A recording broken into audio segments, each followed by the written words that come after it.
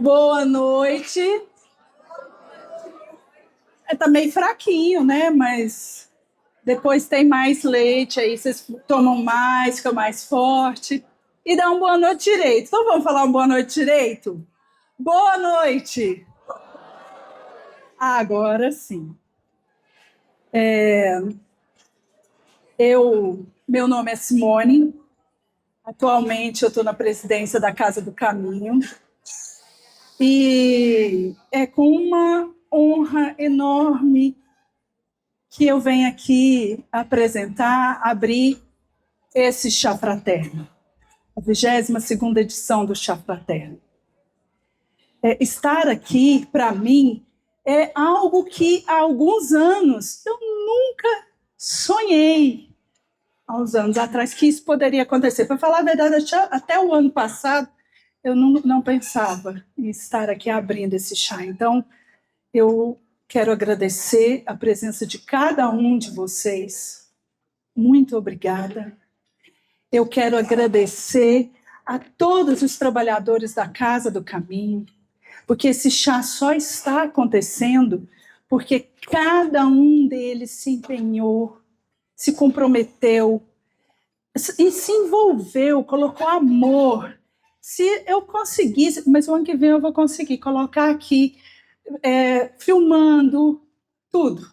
Desde a hora que a gente chega aqui, começa a arrumar, até a hora de ir embora, para vocês verem o amor, o carinho, o cuidado, o prazer que nós todos temos em receber vocês aqui hoje, em receber todos vocês.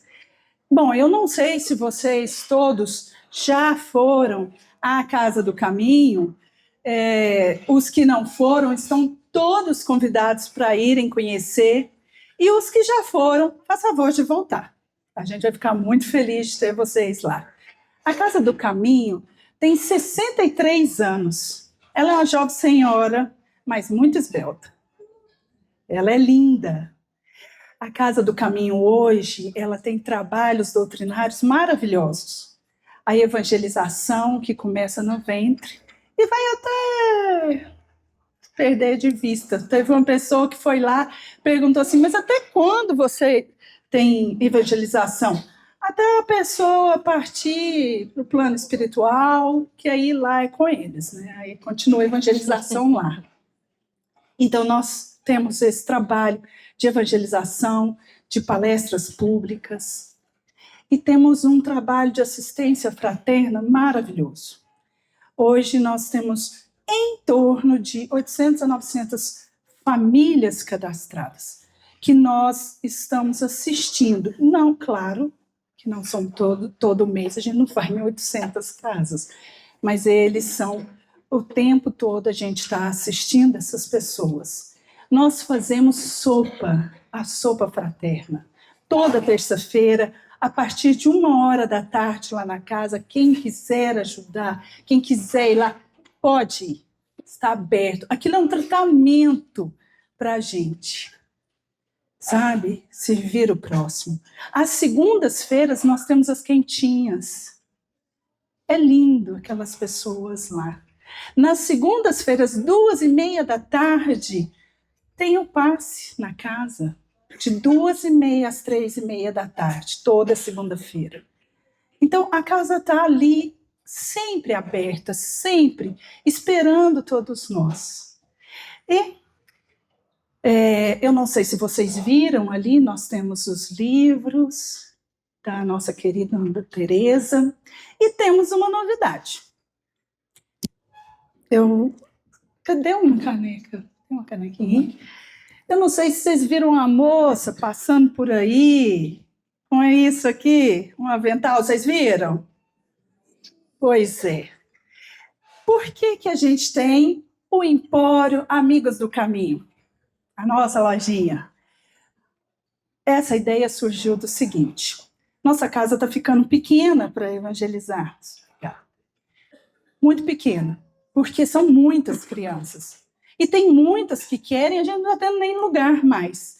Então, nós reunimos e a gente começou um projeto, uma nova unidade, onde haverá uma cantina, nós vamos fazer uma nova cozinha, que está precisando muito, e novas salas de evangelização, de estudos. Então, a nova unidade lá, junto no terreno ao lado. Então, surgiu para fazer uma obra, a gente precisa de dinheiro, né, gente? Então, nós falamos, vamos fazer o quê? Vamos criar nosso empório. Começamos com esse avental, passamos para a canequinha. Essa é a primeira. Isso aqui já é edição de colecionador, faz favor, viu, gente? Então, nós temos ali os livros da nossa querida Ana Teresa. Eu não sei se vocês viram todos eles lá. Se não viram, passem por lá. São muito bonitos. Temos as nossas canecas e alguns outros souvenirs lá, ok? Bom, vamos começar a nossa noite. Chega de conversa, né? Eu vou passar a palavra para a nossa querida Ana Teresa, que é lá do Rio de Janeiro, do Centro Espírita Tarefeiros do Bem. Ela agora vai nos falar, dar o prazer e a honra de falar um pouquinho para nós. Muito obrigada. Obrigada.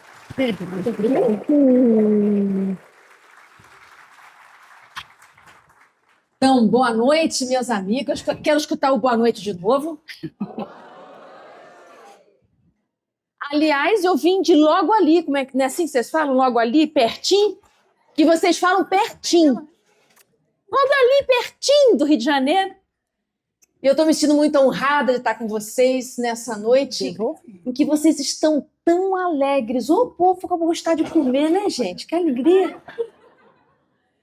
Mas não só de comer, vocês também estão felizes de encontrar pessoas queridas. Não é? Ih, não posso sair daqui não, tem que ficar aqui por causa da filmagem. Para encontrar as pessoas queridas. Então, eu gostaria que você dissesse para a pessoa do seu lado: que bom que você veio. Que bom que vocês vieram. Senta aqui agora. Você está do lado do meu... Opa. Que bom que você veio. Se você não tivesse vindo, essa noite não seria tão boa, né? Que coisa boa você ter vindo. Que bom que vocês vieram. Eu estou muito feliz com essa casa cheia, cheia de alegria, cheia de amigos, pessoas que conhecem o trabalho do bem e que se deixam encharcar por essas bênçãos, né? É isso que faz a diferença. E é por isso que quando a gente começa a frequentar a casa espírita, todo mundo vê essa diferença na gente. Que a gente consegue sentir numa casa espírita uma coisa que foi Jesus que ensinou, que é a gente despertar o espírito fraterno. Então, eu quero agradecer à Casa do Caminho por me chamar para estar aqui com vocês essa noite, na pessoa do Simão Pedro e também da Simone. Então, minha gente, pediram para eu falar para vocês sobre caridade, que é um tema que para o Espiritismo é muito importante. E a gente fala dessa uma frase, que foi o Kardec que trouxe para a gente: fora da caridade não há salvação. E aí isso fica tão forte que em outras religiões a gente é conhecido por causa disso. Ah, no Espiritismo vocês fazem muito trabalho de caridade, né, e tal. E eu fiquei pensando, é verdade, a gente fala muito isso. Mas será que toda caridade salva? Que caridade é essa que salva? E eu comecei a pensar sobre isso. Olha como é que são as coisas, eu me preparando para falar para vocês hoje sobre a caridade, conheci uma senhora que é muito trabalhadora numa casa espírita, mas ela é demais da conta. Um exagero nesse trabalho da benevolência, né?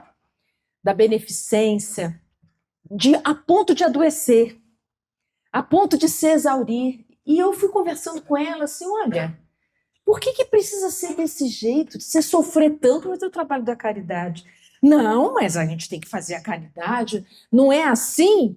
Com a caridade a gente consegue se salvar? É sobre isso que eu preciso falar. Lá com os meus amigos de patrocínio. Tudo na vida tem limites. para que a gente possa encontrar qual é o ponto bom, a ponto da caridade nos salvar e não nos adoecer, a gente precisa compreender algumas coisas. Quando eu fui pensando sobre esse tema da caridade, fui aproximando mais um pouco o meu entendimento e queria compartilhar com vocês. A caridade é um tema que toca o tema das nossas carências afetivas. Por quê? Porque dar e receber é a linguagem aqui do mundo de provas e expiações.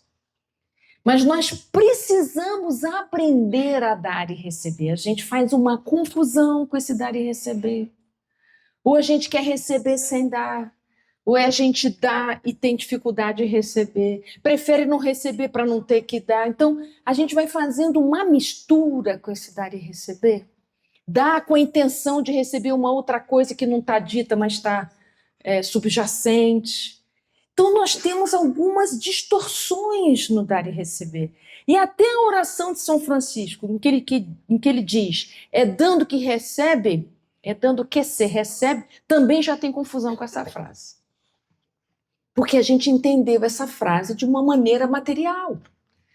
E aí fica confuso para a gente, é dando que se recebe, então eu tenho que dar para receber, mas como assim? Se Jesus disse que não saiba a sua mão direita ou esquerda que faz a direita, como é que fica isso então? Então, por que a gente faz tanta confusão nesse assunto? Porque dar e receber é algo que a gente ainda não tem muita clareza. Nós confundimos, por exemplo, dinheiro com afeto. Nós confundimos sexo com amor.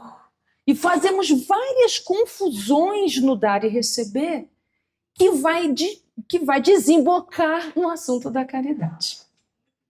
Então, no Evangelho, tem um pequeno item explicando a diferença da caridade moral para a caridade material. Ambas são necessárias, mas a caridade material precisa da caridade moral para ela poder ter seu ponto bom de salvação, no sentido que a gente está falando aqui. Então, quando a gente vai conversando sobre dar e receber, a gente vai entendendo que as nossas relações familiares, as nossas relações de trabalho, as nossas relações na casa espírita, as nossas relações todas funcionam com dar e receber, só que em níveis diferentes. Por exemplo, quando a gente pensa na relação pais e filhos, os pais dão muito mais do que os filhos podem dar aos seus pais. Porque os pais dão para os filhos algo que eles jamais podem retribuir, que é a vida.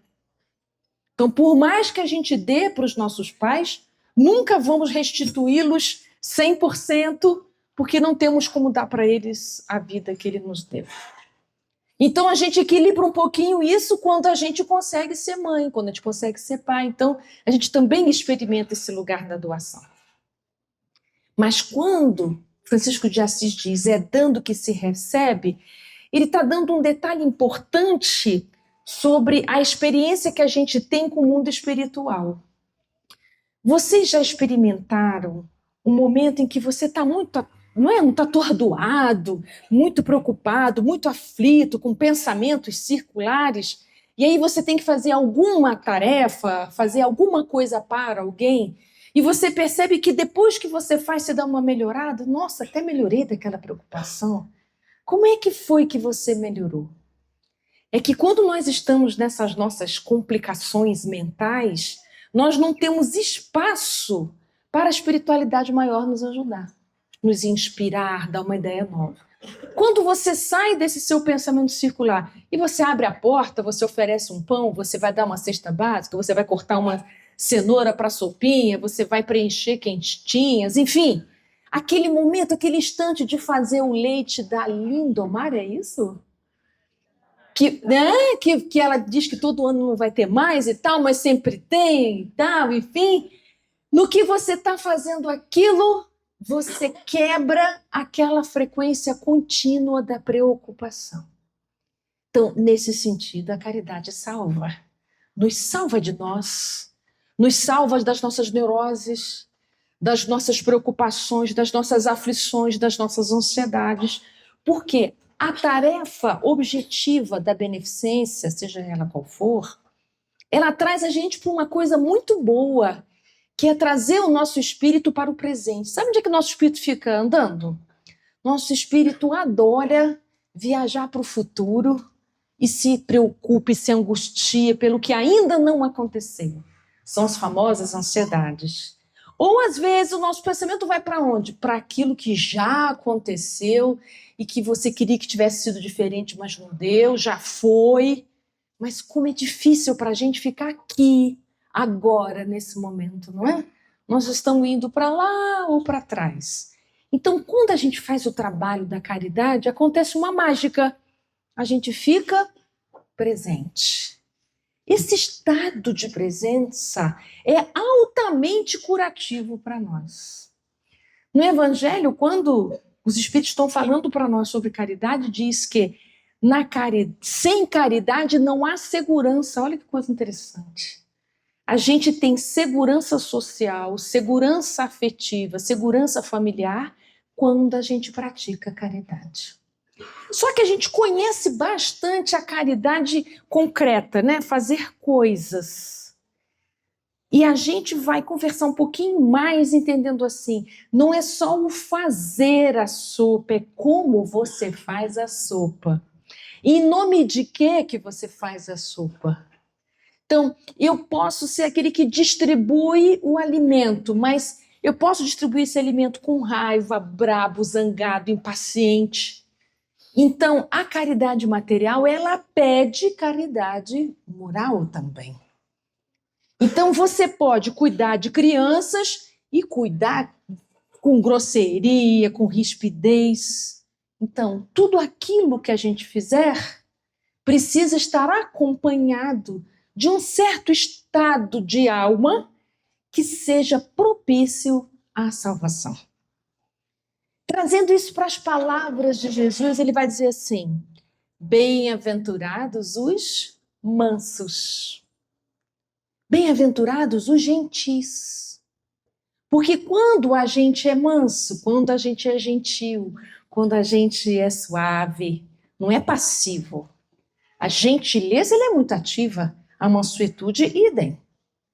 Então, uma caridade, uma beneficência, uma ação coletiva, algo objetivo que você faça para alguém, a maneira como você faz aquilo é que traz esse estado de salvação que Kardec está pontuando para a gente.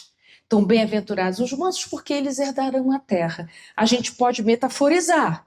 Terra pode ser a terra do seu coração, a terra pode ser o planeta mesmo.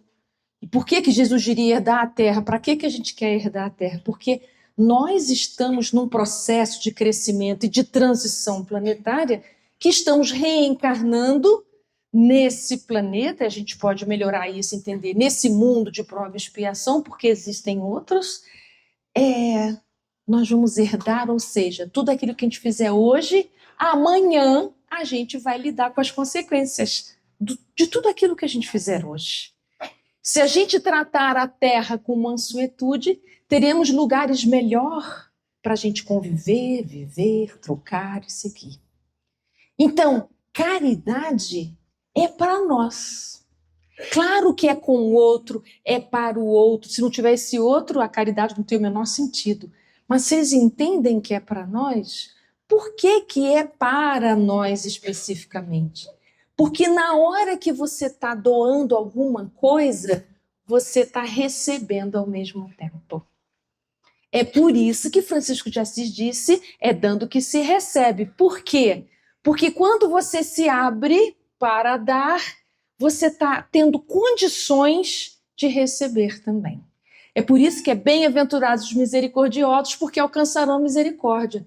Ué, mas Deus oferece misericórdia o tempo todo? Por que tem essa condição? Porque, embora haja misericórdia 24 horas por dia jorrando sobre nós, a gente não consegue alcançar. Porque nós estamos atabalhoados com as coisas, com a cabeça tão impermeável, com os pensamentos tão endurecidos que a gente não consegue receber. Quantos pais, quantas mães querem dar tantas coisas para seus filhos, querem dar um abraço para seus filhos, mas os filhos estão fechados para receber. É a mesma coisa nós e Deus. Para a gente alcançar a misericórdia divina, tem que ter alguma abertura no nosso coração. Então, quando a gente é misericordioso com alguém, o nosso coração tem condição de perceber o que Deus nos dá. Então, vocês já repararam que quando a gente está mais bem-humorado, a gente repara como o dia está lindo, como tem flores no caminho, a gente começa a sentir o gosto das coisas, o perfume, o cheiro. Então, muda a nossa maneira de ver as coisas. Então, falando em mudar a nossa maneira de ver as coisas, queria acrescentar que todas as vezes que a gente olha para o mundo, olha para um filho, olha para uma circunstância, a gente precisa lembrar que a nossa percepção é um ângulo de visão. Nenhum de nós, no nível evolutivo que a gente está, consegue lidar com uma situação vendo todos os ângulos. Nós precisamos dos outros para nos ajudar a ver ângulos que não estão disponíveis para mim. Então, quanto mais amadurecido é um espírito, maior é esse ângulo de percepção. Então, por exemplo, eu estou aqui nesse lugar físico do palco, olhando para vocês. O meu ângulo de visão começa aqui e termina aqui. Eu não consigo perceber o que está atrás de mim. Mas eu preciso da convivência com vocês para vocês falarem para mim sobre esse espaço que eu não percebo. Então, nas nossas convivências, nós precisamos de partilha, de troca, de conversa, para que eu possa perceber ângulos que eu não vejo ainda. Então, para que eu possa receber, eu preciso dar. Para que eu possa me preencher, eu preciso me abrir. Isso é diferente de eu querer compensações, né? Às vezes a gente faz assim, nossa, eu trabalhei muito, então agora eu tenho que me gratificar, eu tenho que me compensar. Então, gasto meu salário todo viajando, né? Então, em vez de eu resolver aquele meu trabalho que eu não gosto muito, eu gasto todo o meu dinheiro viajando. Me sinto compensado, mas eu não resolvi o meu problema.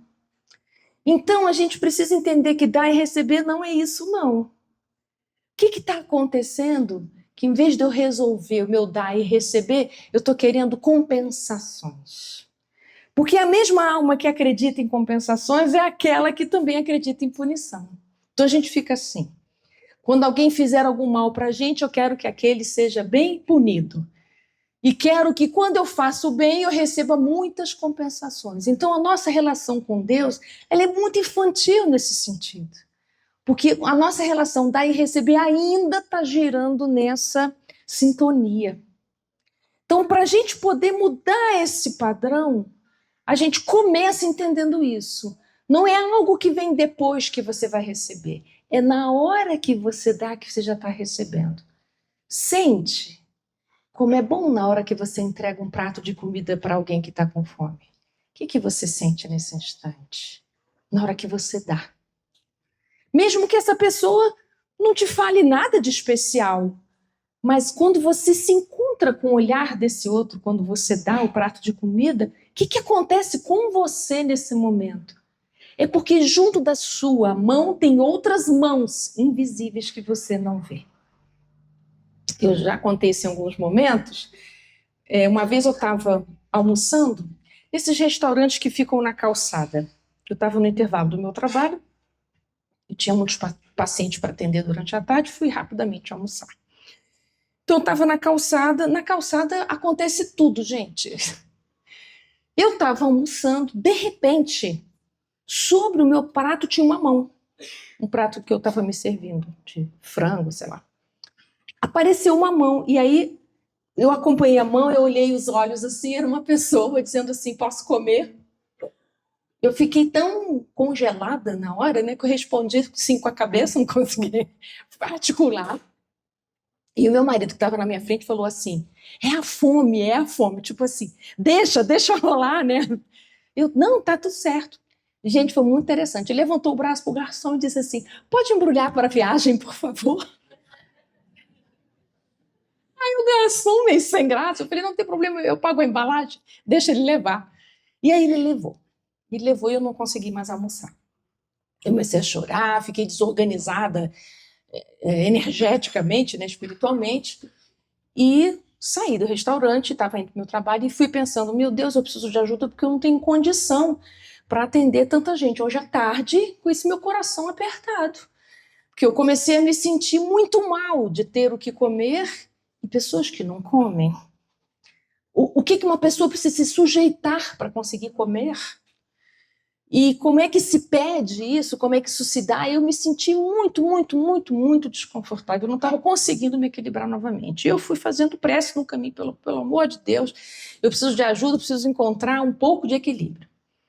E cheguei no meu consultório, assim que eu abri a porta, entrei, bebi uma água, a campanha tocou, era o primeiro paciente da tarde.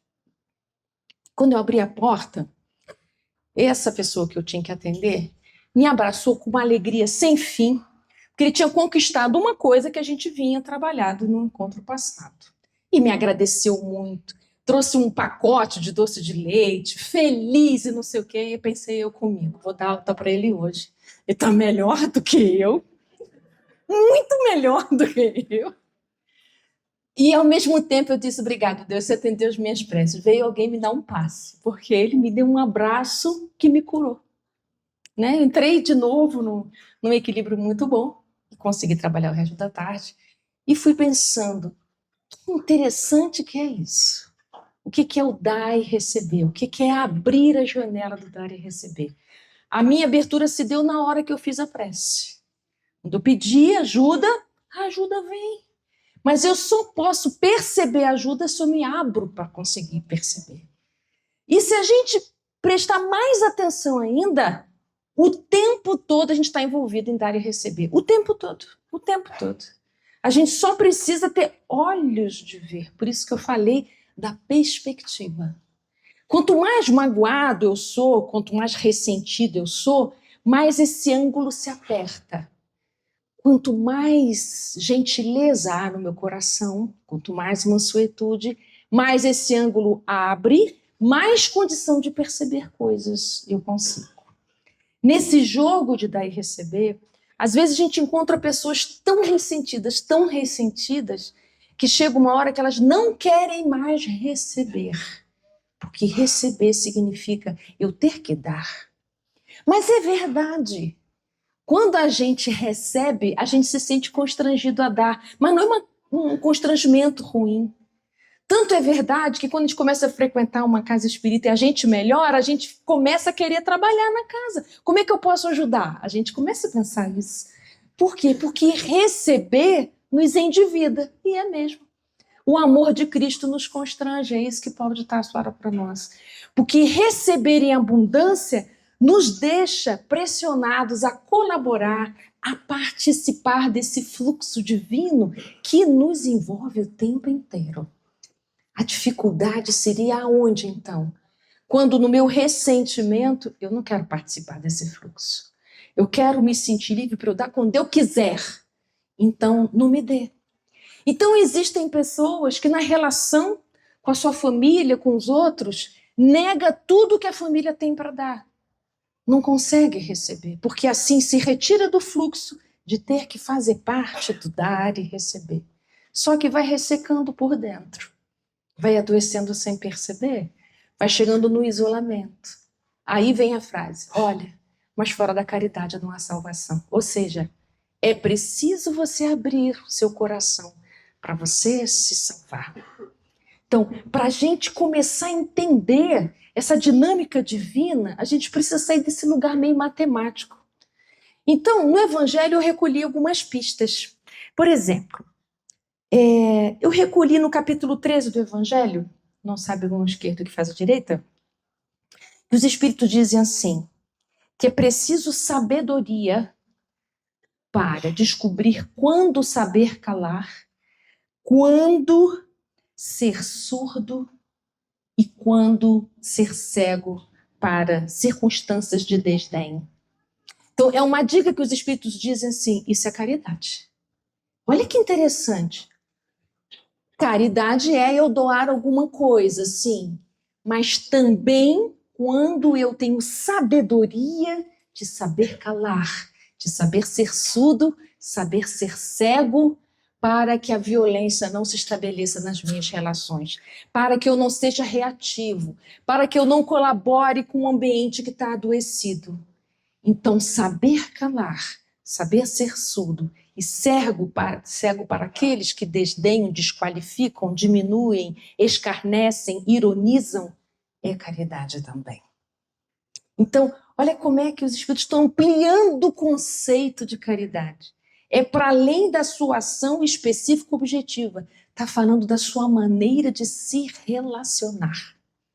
Outro lugar importante.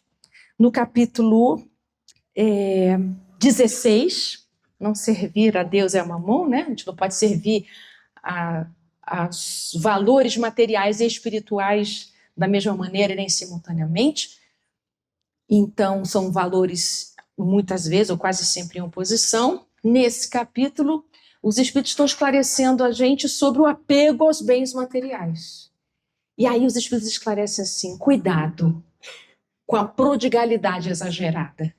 Prodigalidade exagerada é você dar porque você tem, e você dá sem medidas. Você dá sem pensar, você dá sem refletir. Você não consegue dar limites, você não consegue dizer não. Você dá ininterruptamente, porque as pessoas estão precisando. Esse dar irrefletido é falta de juízo. Prodigalidade exagerada, dizem os Espíritos nesse capítulo 16, é uma modalidade do egoísmo. Você pode deixar a gente doido. Como assim que doar pode ser egoísmo? Sim. Um doar sem reflexão, que você não presta atenção para quem você está doando, você está olhando para onde? Para o seu desespero. Isso é egoísmo. Um caso que aconteceu lá na nossa casa espírita, um companheiro nosso, uma pessoa que frequentava as nossas reuniões de assistência. A casa dele pegou fogo, uma fiação elétrica, né? Era um quartinho, na verdade, um determinado sobrado. E aí pegou fogo, ele ficou sem lugar para ir, perdeu tudo que tinha, roupas, bens, eram poucos, mas ele perdeu tudo. E aí ajudamos ele a encontrar um outro lugar, ele conseguiu um outro lugar para morar, e o centro todo começou a dar um monte de coisa para ele. Aí chegou uma hora que ele falou assim, gente, chega, é um quartinho que eu moro. Não vai caber isso tudo que vocês estão dando. Para que eu quero 2 geladeiras, 2 fogões, 3 sofás? Não dá isso. E eu pensei assim, gente, a gente deu no desespero. Porque a gente deveria sentar com ele e pensar, o que você precisa? Poderíamos ter feito uma lista com ele. E poderíamos fazer uma campanha descobrindo quem tem o que para dar para ele. Então, quando a gente dá no desespero, quando a gente dá movido pelo nosso desespero, essa caridade carece de salvação. Então, a doação verdadeira, eu preciso olhar para você e saber o que você precisa. Essa é a doação verdadeira. Eu dou porque eu estou desesperado, eu não estou olhando para você mais, estou olhando para mim. Porque eu dou, não estou olhando se você tem mão para carregar o que eu estou dando, para quem que eu estou dando. Estou dando, sei lá, para minha imaginação. Então, doar sem limites, sem cuidado, sem descobrir o que o outro precisa, nós estamos faltando com uma caridade. Então, é muito importante a gente compreender que esses limites que o Evangelho está dizendo para a gente aqui, nem prodigalidade exagerada, nem um apego que paralisa os impulsos do coração. Pronto, nesse capítulo 16, os Espíritos deram as 2 pontas. Aqui a prodigalidade exagerada e no apego que paralisa o impulso do coração, nessas 2 pontas você saiu do fluxo divino. Dar e receber precisa participação do fluxo. Então, para isso, eu preciso olhar para o meu irmão. Isso é diferente de eu dar querendo receber. Olha, eu te dei isso, hein? Então eu quero aquilo outro. Aí eu já estou num outro lugar.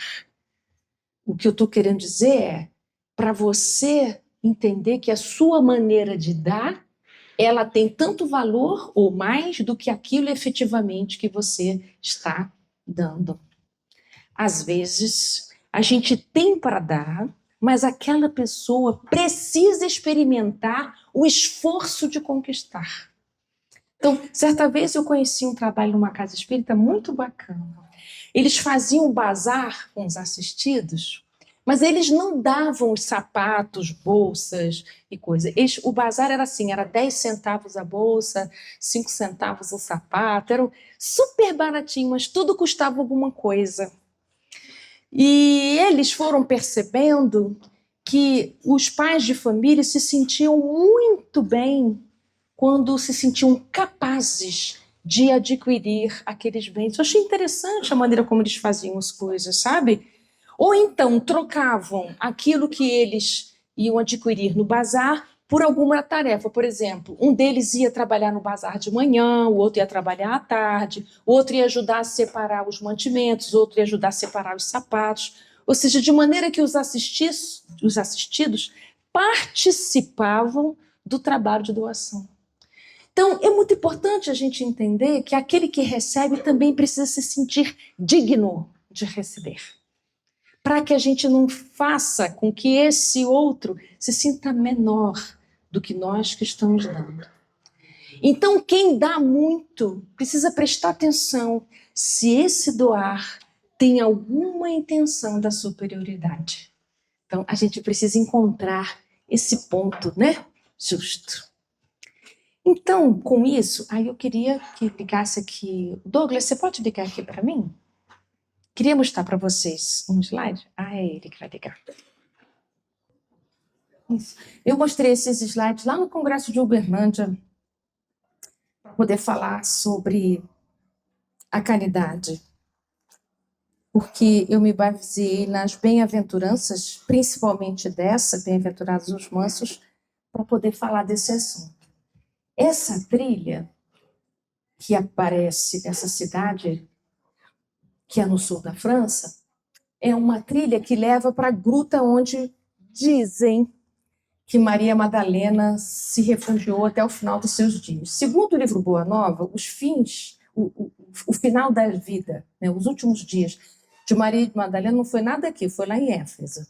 Mas como lá no sul da França eles confundem Maria Madalena com a irmã de Lázaro, que é Maria, irmã de Marta, né, que são 3 irmãos, Maria, Marta e Lázaro, eles confundem Maria Madalena com ela. Então tá tudo certo. Então deixa... É a gruta de Maria Madalena, mas eu acho que é uma outra coisa que aconteceu nesse lugar. Mas não importa. O que é interessante nesse caminho? São 45 minutos de caminhada que as pessoas fazem silenciosamente. Muito interessante porque ninguém fala. Você escuta só os passos das pessoas. Uma floresta muito bonita. E você vai subindo até chegar lá na gruta. E a ideia é você ir refletindo e aprendendo a desapegar das suas mágoas, das suas dificuldades, né? É um trabalho de autocuidado. Peraí, aqui. Já descobri aqui. Andei demais, peraí. Então tem algumas escadas, né? O caminho é isso, você ir subindo a escada, passando pelo meio da floresta, tem um monte. Tem também um portal, que aí eles entendem que quando você passa por esse portal, você deixa sua pessoa velha, né, para trás, e quando você passar o portal, uma pessoa nova assim, aparece. Mas o que eu gostei é que durante o caminho todo que a gente vai fazendo, tem umas placas de cimento com esculpido, né, digamos assim. E o que eu gostei? Eu gostei deles dizerem o seguinte: bem-aventurados os artesãos da paz. Então, a gente fala que os pacificadores, mas olha que palavra bonita que eles usaram, que a paz é um trabalho artesanal. Então, é algo que é singular, não está pronto em lugar nenhum.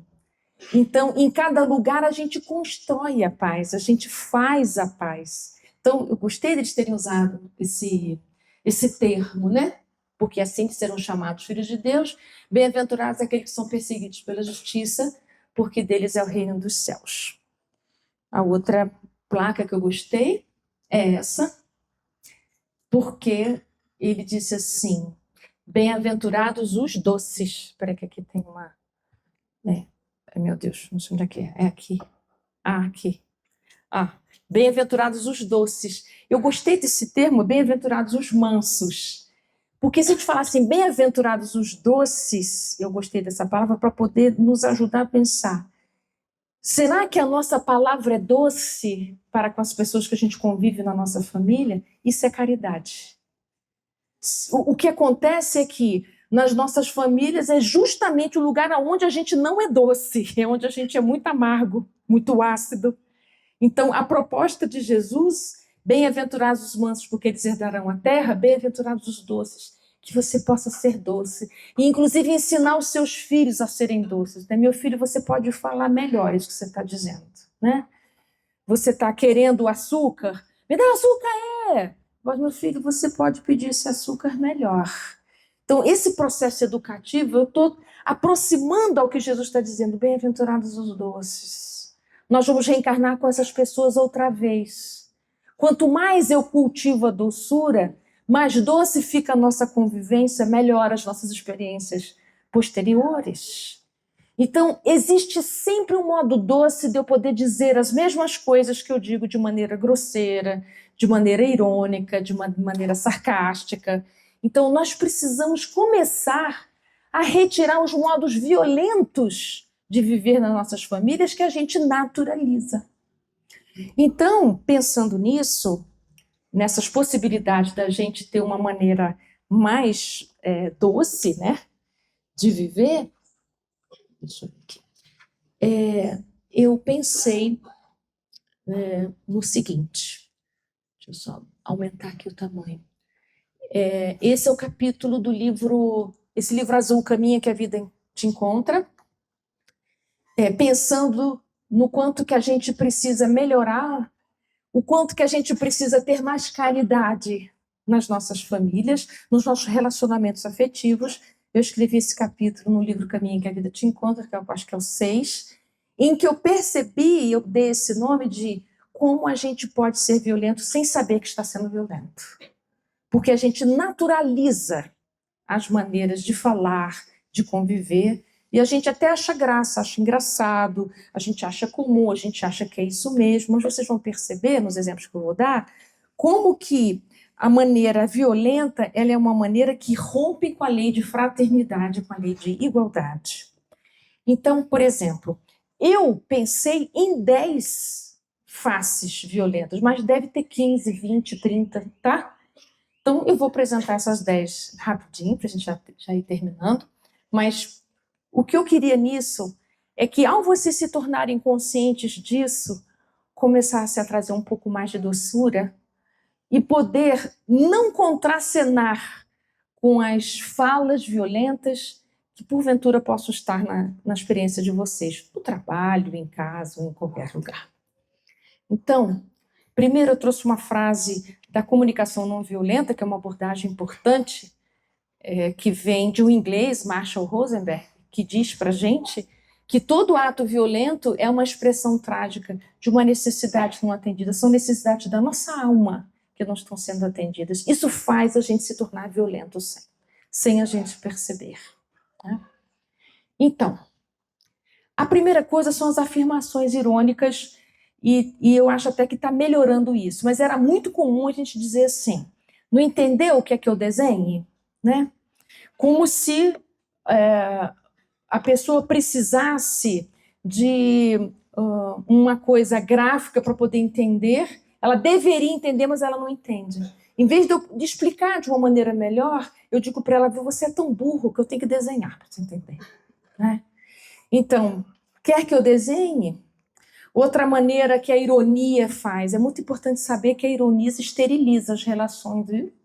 A ironia é como se você botasse num terreno que deveria florir, você colocasse ali um componente químico que não nasce mais nada. Uma relação pais e filhos, entre irmãos, entre casal, que tudo é na ironia, não floresce nada mais. Só a ironia vai criando mais espaço para a ironia. Né? Então, é ironia na cara, né? Ironia na boca, nas palavras, então, afirmações irônicas. Né? Vem visita hoje, essa casa está arrumada? Então, eu estou dizendo que essa casa nunca está arrumada e que você arruma para outras pessoas, nunca para quem mora na casa. Né? Então, em vez de eu elogiar, isso é bem-aventurados os doces, um doce elogiaria. Nossa, a nossa casa está linda hoje. Né? Silêncio punitivo, é quando eu quero que você sinta culpa pelo que você fez, então eu não falo nada, fico 2, 3 dias sem falar com você. Eu tenho certeza que você vai descobrir qual foi a bobagem que você fez, então você vai ser punido pelo meu silêncio. Então eu não te cumprimento, não falo com você. Você pergunta o que houve, eu respondo para você nada, e a nossa relação vai ficando cada vez mais adoecida. Posso fazer também chantagem emocional, dizer para você, se você fizer tal coisa, eu vou tirar algo seu. Isso não é educativo e isso não dá vontade da gente se transformar, né? Então, se você continuar fazendo isso, eu vou fazer aquilo outro com você. Então, com isso, eu vou ficando com medo, eu vou me sentindo ameaçado nessa relação. E eu posso também ter um controle financeiro autoritário com você, tendo a certeza que você não sabe lidar com dinheiro, então tudo que você usa o dinheiro eu marco em cima. Quanto é que você gastou? Quanto é que custou? Como é que você conseguiu dinheiro para isso? Isso é muito caro. Critico todas as coisas que você compra. Então isso vai tornando a relação tão apertada, tão desgastada, né? Eu posso também cercear a sua liberdade, querer controlar o seu celular, dizer para você, se você não me mostra porque tem uma coisa aí que você está escondendo de mim, tranco a porta, não deixo você sair de casa, tranco a porta do carro. Então, com isso, eu não percebo que estou sendo violento, mas é totalmente violento. Invasão de privacidade, vasculha as suas coisas, a sua mochila, o seu armário, tudo aquilo que você faz, com quem que você esteve, que horas são essas que você chegou. Posso distorcer a realidade. Quando eu digo para você que eu estou magoada, você diz para mim que sou eu que sou dramática, que não pode nem brincar comigo, que tudo me aborrece. Então, eu distorço, desqualifico o que você está sentindo. Posso desqualificar seus sentimentos, diminuo tudo aquilo que você traz, digo que você é exagerado. Eu posso também intimidar você psicologicamente, dizer que você é maluco, que você é doido, você é desequilibrado. Tá vendo? Olha lá, faz terapia, é isso que dá. Então, isso é intimidação psicológica. Ou faço críticas destrutivas. Digo que você está gordo, digo que você está magro, digo que você é desorganizado. Estou sempre criticando, nunca está bom o que você faz ou quem você é. Então, o que eu descobri quando eu fiz esse capítulo? Que todo aquele que tem esse tipo de ação encontra nos seus familiares a condição correspondente. Então, não é só violento quem tem essas 10 ações. É violento também quem contracena, quem se diminui, quem se apaga. Então, quando no Evangelho diz assim, é sabedoria, saber calar, saber ser surdo, e isso é uma caridade moral, é você encontrar a maneira certa de se calar, de ficar surdo e cego, para não contribuir, mas a outra coisa é você lidar com todos esses comportamentos de uma maneira passiva. Então, a proposta de Cristo para a gente é que a gente possa se colocar. Bem-aventurados os doces, não é bem-aventurado os passivos, né? Os doces. Então, queria ultrapassar isso aqui, são as maneiras como a gente colabora, né? Uma frase de Joana de Ângeles sobre isso, sobre relações que estão assim. Estanca o passo e retrocede na viagem no desequilíbrio. Recorre à oração. Evite pessoas maledicências, queixosas, venenosas. Elas se te fazem estímulo constante à irritabilidade, ao armamento emocional contra os outros. A tua vida é preciosa e deves colocar todas as tuas forças a serviço do amor. Desde que és forte, ou seja, ninguém é fraco, inútil, né? Investe na bondade, na paciência e no perdão, que são degraus de ascensão. Então, são frases que a Joana de Ângeles está dizendo para a gente. Você tem como lidar com essas circunstâncias tão difíceis de uma maneira saudável. Salve-se, cure-se, cuide de você. Então, para poder terminar isso, se vocês não saírem tristes aqui, né? Queria que vocês saíssem daqui reflexivos, mas não tristes. Eu trouxe um pequeno vídeo. Cadê o meu assistente aqui do vídeo? Eu trouxe um pequeno vídeo para vocês, que foi uma propaganda que eu vi, e eu falei assim, nossa, descobri nesse vídeo um caminho para a gente compreender. Bem-aventurados os mansos, porque eles herdarão a terra, né? Bem-aventurados os doces. Então, eu queria que vocês observassem nesse vídeo duas coisas. Como é que a indulgência funciona, como é que ela vai aparecer no vídeo. E a outra coisa, com esse vídeo, eu vi uma coisa muito boa. Que quando estiver muito ruim uma relação familiar, a gente se lembrar do percurso da nossa relação. Quando a gente está em crise numa relação familiar, a gente costuma reduzir tudo que a gente viveu àquela crise. E a resposta sempre vai ser a mesma. Não dá para a gente continuar. Então, quando a gente estiver em alguma crise, pode ser no seu trabalho, pode ser na sua família, que você possa se lembrar do percurso. Como é que nós chegamos até aqui? Como é que era antes? Né? Quando um casal vai fazer terapia de casal, a primeira coisa que um terapeuta de casal pergunta é: como é que vocês se conheceram? Como é que começou? Porque quando a gente está em crise, a gente não lembra mais de como foi bom. Do que a gente fez de esforço um pelo outro. Onde a caridade aconteceu entre nós. Então, eu lembrar que você não é esse momento agora, você é um percurso. Tem uma filósofa alemã que fala isso. Se me perguntasse quem é o homem, eu diria: ele é uma história. Nós somos uma história, a gente não é esse momento agora. Imagina quantas histórias reencarnatórias a gente tem, milhares. Então a gente não é esse momento pontual de crise, de sofrimento. Somos muito mais do que a gente possa pensar.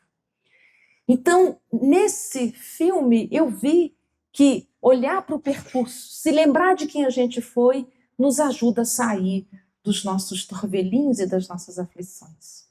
Então, esse filme pequenininho é um momento de crise entre uma mãe e um filho adolescente. Vocês vão se reconhecer, porque eu me reconheci muito com os meus filhos nessa ação. O que a gente faz quando os filhos não conseguem concordar e receber a nossa proteção e o nosso amor de um bom lugar? Então, vamos ver a saída que a mãe encontrou. Então, vamos lá? Espero que possa ficar bem visível.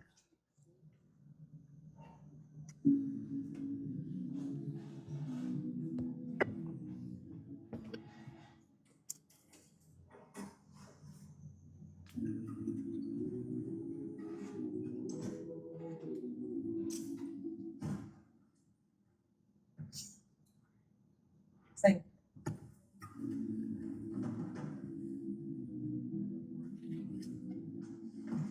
Onde você tava? Eu fiquei no Cadu e perdi a hora, mãe. Eu liguei pra ele, Guto. Você não tava lá. Poxa vida, de todas as coisas que eu te peço, filha. Eu só quero saber onde você tava, que horas que você chega em casa. Eu sei. Guto, não é esse telefone? Não é possível que você passe 24 horas com a cara nesse telefone e não consiga responder uma mensagem minha, filho.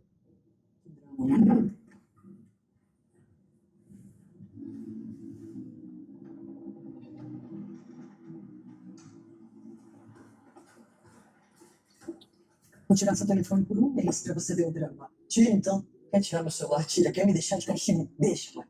Você que manda, não é?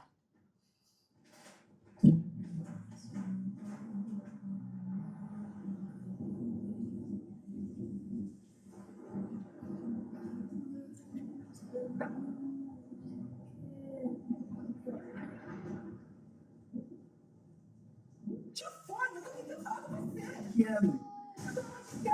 Chegar, eu tô preocupada. Eu tô tentando te ligar sobre isso. Qual o problema? Qual é o seu problema, mãe? Você não me deixa respirar. Eu tô tentando cuidar de você. Você não me entende, mãe.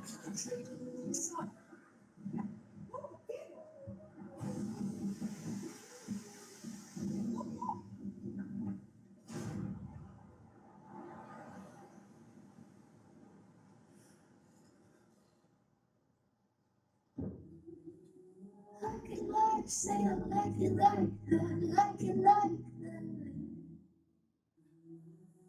Like it like, say I like it like that, like it like that.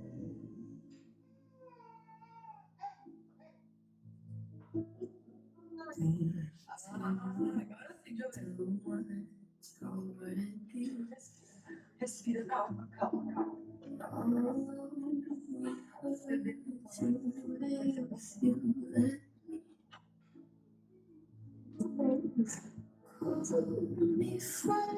to keep me closer.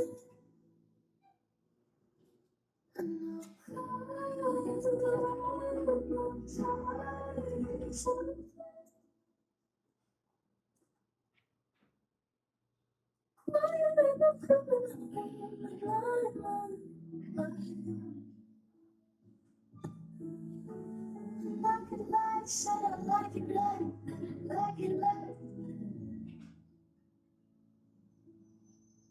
quiet when I'm coming home.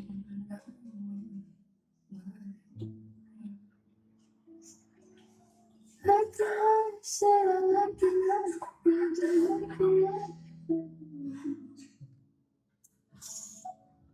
I could lie, say I like it like that, like it like that. Tormentas passam e o amor fica. É assim que eu entendo. Fora da caridade não há salvação. Quando a gente pode confiar que o amor fica.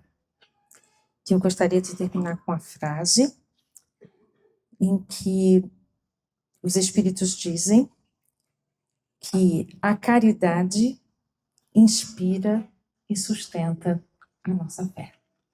É isso, meus amigos. Muito obrigada. A Casa do Caminho foi fundada em 1962 com o intuito de ser um albergue e servir alimentos aos necessitados com o nome de Sociedade Beneficente Casa do Caminho. Após a extinção do Grupo Espírita Eurípides Barçanufo, as atividades foram direcionadas para a nossa casa, se chamando a partir de então Sociedade Espírita Casa do Caminho. As atividades doutrinárias se dividem em palestras públicas, evangelização juvenil, evangelização infantil, evangelização de bebês e no ventre, estudo e pesquisa sobre o Evangelho. Para além das atividades doutrinárias, temos também as atividades assistenciais, as quais precisamos cada dia mais da sua ajuda, como Bazar Beneficente,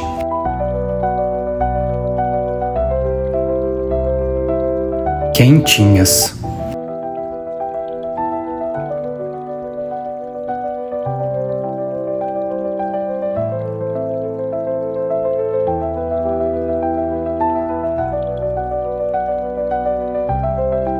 costura e confecção de enxovais para bebês.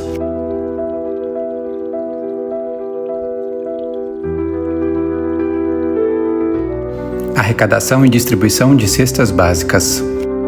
Distribuição de kits de higiene básica.